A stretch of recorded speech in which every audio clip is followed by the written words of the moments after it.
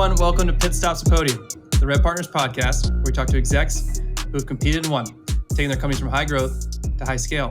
My name is Brendan Tollison. I serve as the co-founder and CEO of RevPartners, and I'm delighted to have with me today Joey Price for this episode of Pit Stops to Podium. Welcome, Joey. Brendan, I am excited to rev up the audience and talk about my favorite topic, HR. I love the energy. You know, sometimes we get some people that are a little bit monotone, but that was a great start. Well, Joey, for those that may not know who you are, you kind of gave a little bit of a teaser from an HR perspective, but Joey currently serves as the CEO of Jumpstart HR. And Joey, what I'd love to do is for you to give our audience a little bit of perspective on who Jumpstart HR is, and really what inspired you to start this. Great. So thanks, BT. At Jumpstart, we provide HR services, recruiting services, and training and development services for small businesses and emerging startups all across the country. And for those of you out there who might have a multinational presence and looking to establish a US office, we help you jumpstart your HR efforts. And I've had the business for 12 years now. I've learned some highs, lows, ebbs, flows. But what keeps me passionate about growing our business and having an impact on others is that we exist to help people be more excited about Monday than they are about Friday. And so it's not your typical HR, check the box, administrative, evil HR police. No, we're here to help you set the tone for a really great workplace culture. And it just so happens that we do that through HR practices and recruiting practices because you build this awesome business for people to make a difference in the world, but you want to have the right folks at the table, right? You want to have the right people plugged in, doing what they need to do, thriving in the space that they need to thrive. And so that's what we do. We are your partner in success. The origin story of how we got started.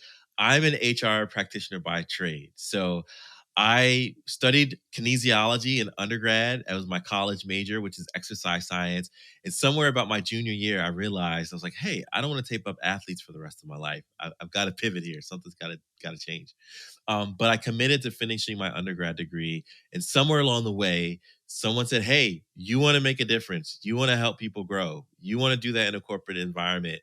And I was like, "Yes." And I don't want it to be tech, numbers, or finance heavy.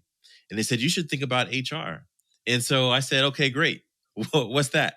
But through my journey and being a young professional and hitting my stride and finding that this is a field that I really loved, I found that it allowed me to help, instead of helping people perform well on the ball fields, and now my company Jumpstart helps people perform well in corporate settings. And so whether you're an in-person group or a remote group or hybrid, we have tools, strategies, and expertise to help you take your business to the next level and scale. So it started from a passion of helping people take that next step and unlock that next gear. And now it's just been a business that we've systematized, structured, got some pretty cool brand awareness around, and I get to work with some amazing people day in and day out. That's great. I love that you, to your point, it sounds like there's really a why and a purpose behind what you're doing. And I love that concept of look forward to Monday versus Friday, kind of serves as that motivator for you. So it's a really cool way to think through that. I can't wait to unpack this whole topic because I know this is probably a hot button issue for a lot of early stage tech companies. Do I invest? Do I not? And I know you have an opinion on that. But before we do that, Joey, we do have a tradition here at Pit Stops Podium, and that's to get to know our guests outside of work, to understand kind of the human element of the person. So what are those passions, hobbies that our audience should be aware of? First and foremost, my family. I've got two young, beautiful girls, a wife that I love. We live here in Maryland. So if you aren't catching me, yeah, girl dad, that's right. So if you don't catch me anywhere else, I'm usually somewhere with my wife and kids, having a good time. Or let's be honest, sometimes it's stressful, but hey, that's a part of life, right? So that's one, family. Second is I love to travel. So sometimes I consider myself like a politician because I've been to all the different states. I like meeting different people. And then the third thing is I love just podcasts and anything that I can consume through my headphones where I can learn, grow, be curious. So it's either a audio book or a podcast. I'm usually listening to one or the other as I'm coming and going about the day. That's great. What was the most recent audiobook that you would recommend that you've read? That is perfect. I actually read this book every year and I just finished it for this year. I'm going to pull it up so that you have the name exactly. I think it's right on time too. It's called A CEO Only Does Three Things. Hmm. And the book is by a guy named Trey Taylor. And it really boils down what are the three things you should be focusing on as a CEO? And if you're focusing on anything else, you probably need to delegate it. So that's my latest read, and I think it's pretty timely for the audience too. It is. It's a great segue as we think through, as founders are thinking through those three things that they should be aware of. Given what you do at Jumpstart HR, we're going to talk a little bit about, why should startups invest in HR, like what the impact in overall engagement, and probably in the growth element, which may sound a little bit counterintuitive because if if the audience is like me, historically, I've thought of HR more as a cost center than it actually a benefit to the overall growth of the organization. So I'm really excited to dive into this. And so I think that let's start here, and I think that's that anchor topic here of just when we think about what is the role of the HR function, and ultimately why would you argue that it drives growth or engagement versus what that traditional, hey, this is some compliance function that we have to do and we can delay that to a later date.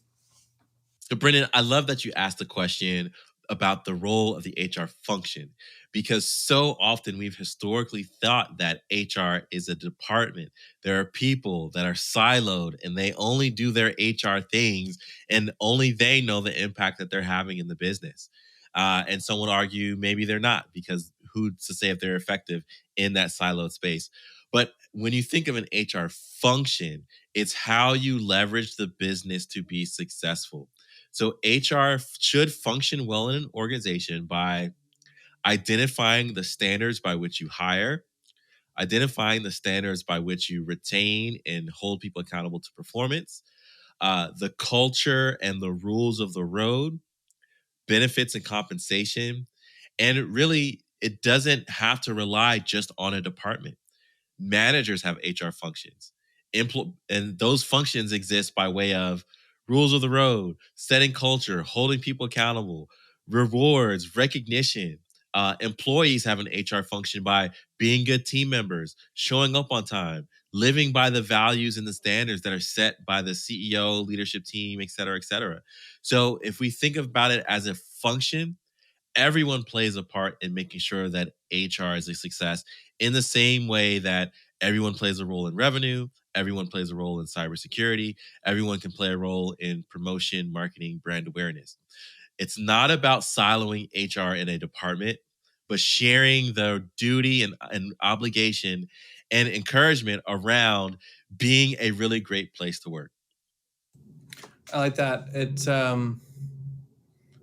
yeah, there's a common collective there, and when even I was thinking about for our organization, one of the things we talk a lot about is this idea of carry and cast, and so like our middle management ultimately is the one that's going to have to carry like the burden of our mission, our vision, our values, and casting that to new employees and ultimately our customers that experience that. And so that's that common collective of, hey, we all own this culture. And HR is a facilitator to enable that to happen and to orchestrate it, as opposed to them being the sole person that owns that. I think it's a really good way of articulating it. Yeah, and I can give an example of thinking about exit interviews and why people leave organizations. To your point, BT, the most important relationship that any individual has is with their manager. And so if their manager is not trained, inspired, engaged, aware of how to create a great workplace environment, then the employees are going to feel that ripple effect tremendously. And executives are going to wonder why, hey, we've got these managers in place. They're doing what we asked them to do on the job duty side. But for some reason, people just aren't getting along and they're leaving and there's turnover and we're wondering why. The manager's role in HR is probably an entire episode for another time. But I just want to impress upon people, if they get nothing else, you are right. Managers set the tone for the employee experience, and the way you improve the tone is through quality HR outcomes and quality HR function in your business. Yeah, I think that's a good. I'd love to unpack that a little bit further as it relates to. I mean, training kind of fits in this overall concept of engagement. And so, like, and you, I think you mentioned even with exit interviews and how much that's tied more to the manager than is the broader organization, and what's probably decreasing the engagement. And so, what are some ways that you've seen or recommendations or best practices to drive that engagement? And I can only imagine it's gotten harder with distributed remote teams or hybrid, whatever it may be. But what are some applications that our CEOs, founders should be aware of as they continue to build in this new world we live in? Yeah. So before the pandemic happened and we all made the pivot to, or most of us made the pivot to working remotely, what we failed to acknowledge is that we were still at a managerial deficit. The research has shown that 60 to 70% of individuals who have a managerial role have never been trained on what it means to be a manager. So we've likely promoted individual contributors who are great at great at what they do, and we wanted them to, by osmosis, replicate themselves, but they haven't been coached, trained, and developed on soft skills, influence, um, human resources policies, procedures, and how to govern those things effectively. So we really have a lot of people, if we could be quite honest, who are either scared of the role that they're in or they're afraid of the role that they're in because they haven't been coached and adequately trained. And you talked about HR being a cost center, and maybe that's historically true of the mantra around whether or not it's worth it to make the spend. But my question to the entrepreneur who's listening to this, to the chief revenue officer, is how much cash are you willing to burn on getting HR wrong? That's by way of turnover. That's by way of managers not performing up to expectation. That's by way of not having a clear performance management process in place and helping to coach and grow and develop team members. How much are you willing to burn? And if that's a hefty number, go for it.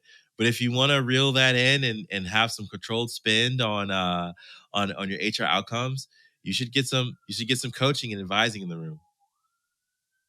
Yeah, I like driving some accountability there. Of yeah, I mean, it's a great way to flip the to flip it on that leader in terms of what is really their priority, and if it is to create a great culture that attracts and retains people. Yes, we all kind of own that, but someone needs to be, to your point about focus, as a CEO, you've got three things you can focus on. Someone needs to be able to really carry that flag and make sure that's actually happening inside the organization. And that's a great example of what an HR function can ultimately orchestrate. Let's talk a little bit, Joey, we talked about the role of the leader or the manager, but let's flip that. What's the role of the individual contributor or that employee as it relates to engagement, culture, HR function? What role do they play?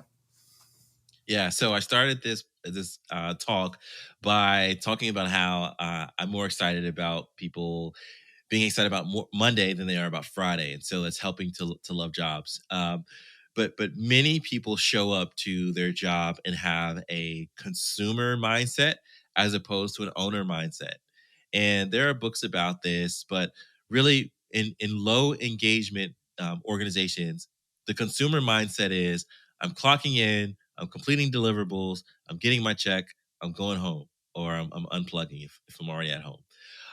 But when it comes to places with greater engagement, the employee feels the duty to carry the mission forward. So they're recommending ideas, they're being a good team player, they're helping to hold their colleagues accountable. They are, going the extra mile when it comes to pitching in on projects. So you start to see employees go from what can I take from the organization to really what can I give and what is that lasting mark that I can have, not just because they want a promotion or they want a raise or a bonus or some recognition, but because they truly believe that they're locked into the mission of the organization, what it stands for, what it's trying to accomplish, and they understand their role in making it happen. And this whole thing that I'm mentioning, it's not going away. We see that Gen Y believes that, and then Gen Y believes that to the 10th degree. And so the more younger generations are entering into the workforce, they are choosing to work at places that they believe in the mission. Yeah, I think I love the idea of pivoting from consumer to owner. Um, it's something we talk a lot about, even at our company. Of, hey, this isn't my company, this is our company. This isn't my culture, this is our culture. Um, and so it's just trying to reinforce that idea. But at the same time, I think one of the challenges that people have when you think about it more as a partnership is like this. There's a fracture of trust between an employer and employee to believe that. It's like I you talk about the generations, like, hey, I want to believe that and I desire to be part of a mission, but can I truly trust the organization? And so, yeah, I think as a final lap question, like, how do you reconcile that? And how do you, what are ways that you would encourage, the founder or the CEO to say, hey, here's one step you can take to empower employees to feel that in a world that's getting increasingly divisive? Yeah, great question. And truly been a pleasure chatting with you today. I'm still on fire about this topic. I think if I could leave CEOs with one thing, um, I recently gave a TED talk and it's not out live yet. So I'll just spill it. But one of the things that I encouraged in that TED talk is for organizational leaders to write their corporate obituary. And what I mean by that is, write how you want your organization to be remembered so that you can start reflecting and building the right steps to create that legacy that you one day hope your organization is known for. So if you think about the end of your organization or the legacy of your organization and whether or not you are lining up to that as an employer of choice, as a winning product, as a great brand recognition, if you're not there, you've got some tweaking to do, and that's totally okay. We've all got tweaking in our business, but just, be intentional around that area. Think about the end, think about how you want to be remembered, and do the right things to have the right conversations and make that positive pivot. Yeah, I like that. It's kind of, I think it's, what is it, Stephen Covey's book that talks about like your funeral, like how do you want to be remembered from a personal perspective, but this is getting into it from a business application of what is kind of what's the culture that you want to be remembered for creating and cultivating. I like that a lot.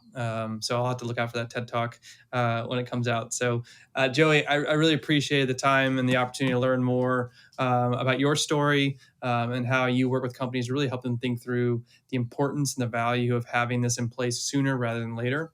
If our audience wants to get to know you or Jumpstart HR, what's the next step they can take? Next up, if you want to get in contact with me, I'm everywhere on the interwebs at Joey V Price HR. So you can connect with me on socials, on LinkedIn. Just search for my name, Joey Price. If you want to connect with the company, for example, if you need some recruiting to find the right talent, if you need HR to handle day to day workplace culture and administration, you can find us at jumpstart-hr.com. And similar to BT, I've got a pod. So it's called While We Were Working. It's a great entryway to learn more about what we do, how we do it, what we believe, and it'll be packed with tips to help you improve the HR function of your business. You can find it wherever pods are, wherever you get your pods, and even YouTube as well for clips from our episodes. That's great. Well, Joey, thank you for coming on board. Audience, if you didn't hear that, go on LinkedIn. You'll find Joey there or get access to his podcast or even watch a TED Talk that's coming out soon. Joey, really appreciate the time and we look forward to staying in touch. All right, thanks, man.